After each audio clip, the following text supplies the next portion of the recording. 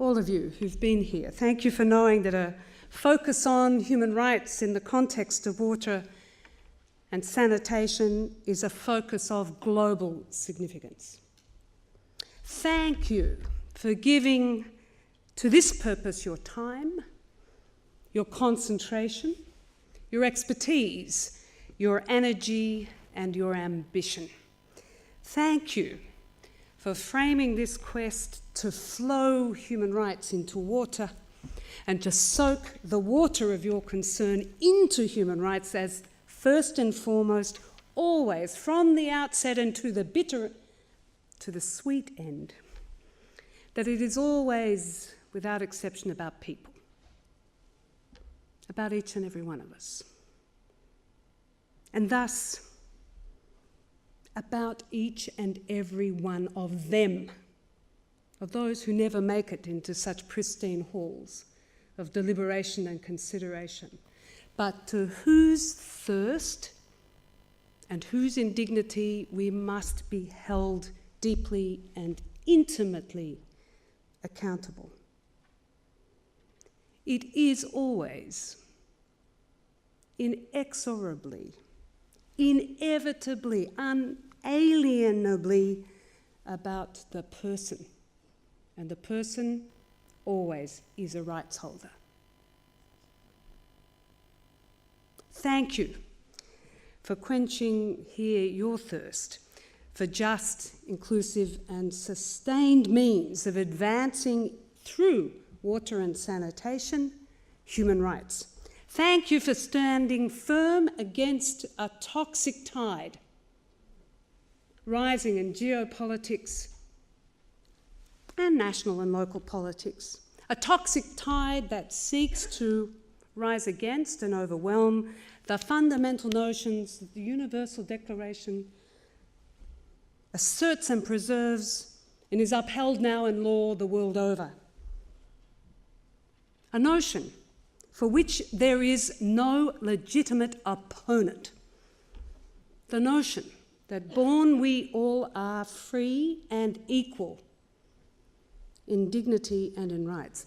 Here, I want to affirm specifically that the promise of the Universal Declaration of Human Rights was forged in drought. Was forged in the world's gravest drought of human compassion, the worst that the world had ever seen. And from that 1948 recognition that an absence of justice and of rights and of human compassion, the deliberate intention not just to leave people behind, be careful of the verb, but to deliberately plan to erode people, to exclude people, to shut people down. Out of that cruel, dehumanizing reality that was World War II and all that preceded to it, came this understanding that the way forward is not merely a compendium of rights, important as that is, but further a holistic comprehension of dignity, of the idea that we should live in dignity, and to that, let it be clear, there is no version of human dignity that can exist absent water and absent dignified sanitation. And in that sense, the realization of the right to water is not a progressive realization. It is not a progressive part, as has often been imagined as part of the economic and social rights agenda, if you like. It is an absolute right. It is a right essential to our very existence as human beings. It is not possible to live a humanized life absent water and dignified sanitation. There is not one person who would raise their hand to propose that they themselves should thereby be denied either as a preference or a choice. This is an absolute obligation to which we owe, every single one of us, to the exclusion of none of us, in the interests of all of us, this fundamental dignity to water and to sanitation. Look, over the last few days, I know you've heard many challenges and the gift of many innovative ideas, lessons learned, success stories, and our deepest congratulations to those who have been chosen to be awarded for their innovation. But perhaps you've also heard at times some queries as to why we've chosen this intersection between rights and something that otherwise is thought of as materially and scientifically a practical, technical quest, water and sanitation. So let us at least be clear that it's hard to think of any other priority, including in the Sustainable Development Agenda, any other single goal that speaks so directly, unequivocally, inclusively and intimately to that common human dignity to which we are all entitled by birth than Goal 6 and its promise of clean water and sanitation. Of course, there's been great progress, but still, unconscionably, billions of people today eke out an existence without the gift of the humanising conditions that are our right, eat out their existence, denied access to those essentials of water, safe drinking water and dignified sanitation. Today, that's not a development failing. That's not merely a development failing. That much of the contour of that denial or failure of access matches precisely the same contours of deep-rooted discrimination and marginalisation, women, children, ethnic minorities, Indigenous people, refugees, migrants.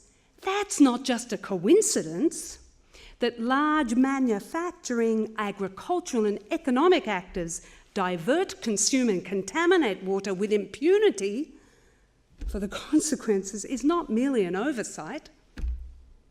That local activists, notably Indigenous human rights defenders and environmental activists, are increasingly paying for their resistance to this callous greed with their lives is not merely a collateral cost of large-scale progress. No, and no again. In each instance, in all situations, at its heart, is that which indeed is our bedrock on which to stand, a question of human rights, a question of justice, a question of law, and a question of what is acceptable and what's absolutely unacceptable. A 1948 lesson.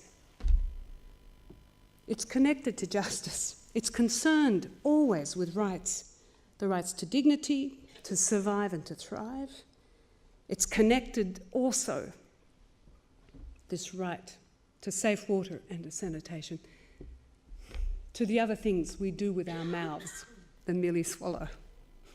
It's connected to our rights to speak, to organise, to participate, our right to health, to work, indeed to education, our right to form family, and to do so under circumstances that are dignified.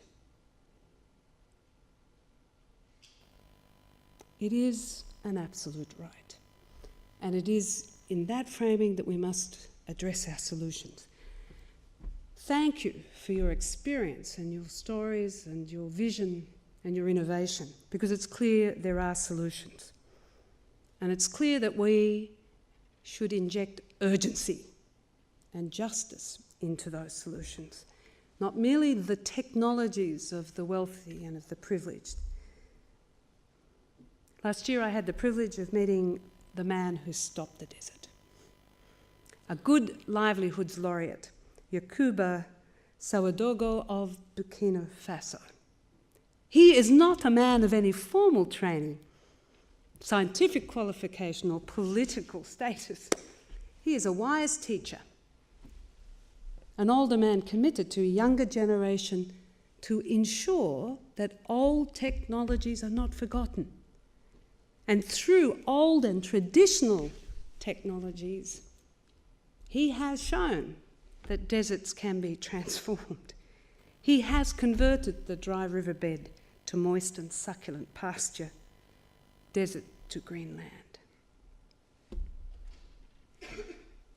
Access to water, as he has shown, dignity in sanitation, they're game-changing rights.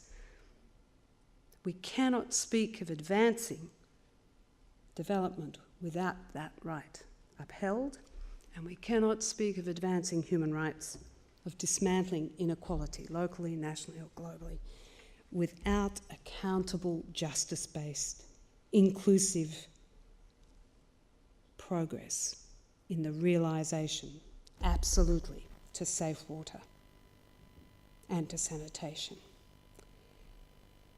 For this year's World Water Day, UN Water has launched a global campaign on leaving no one behind. And you have enabled that campaign to advance, to progress and to expand. And their slogan is, whoever you are, wherever you are, water is your human right. But on the other side of that slogan stands a very important companion statement. Whichever government you are, wherever you are as a duty bearer, no matter the limits on your resources or the demands on your country or the challenges of your development, just and equal access to water and sanitation must be at its heart. That's what you've enabled us to see. It's what we look to you to advance, and we thank you so much for standing up for the human right to water. Thank you.